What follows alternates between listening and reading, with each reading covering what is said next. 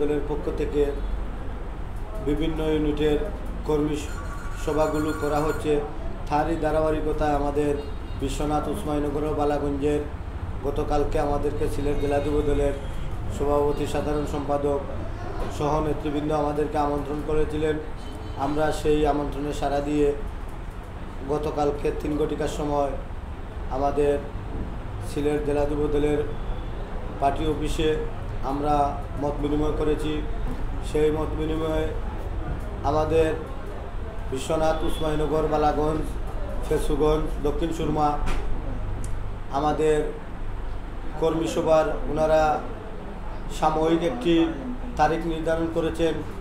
আমরা প্রতিশ্রুতি দিয়েছি সেই তারিখের মধ্যে, যেহেতু আমাদের আগামী জাতীয় সংসদ নির্বাচন সামনে, সেই সংসদ নির্বাচনকে সামনে রেখে যেভাবে আমাদের কর্মী সভাগুলো করলে ভালো হয়, আমাদের বিপুল সংখ্যক লোক সমাগমন হয়, আমাদের প্রত্যেকটি উপজেলায় একটি করে পূর্ণাঙ্গ কমিটি আসবে।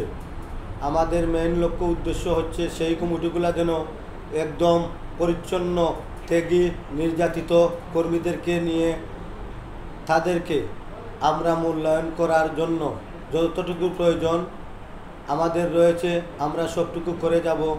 তাই আমি আগাম আপনাদের মাধ্যমে আমাদের উসমানীনগর উপজেলা যুবদলের নেতৃবৃন্দের কাছে আমাদের অনুরোধ, আমাদের শীঘ্রই একটি কর্মী সভার উসমানীনগর উপজেলায় তারিখ করা হবে। সেই তারিখ মতো আমাদের সিলেটের সভাপতি সাধারণ সম্পাদক জেলা যুবদলের ওনারা আসবেন, আরও অতিথিবৃন্দ আসবেন।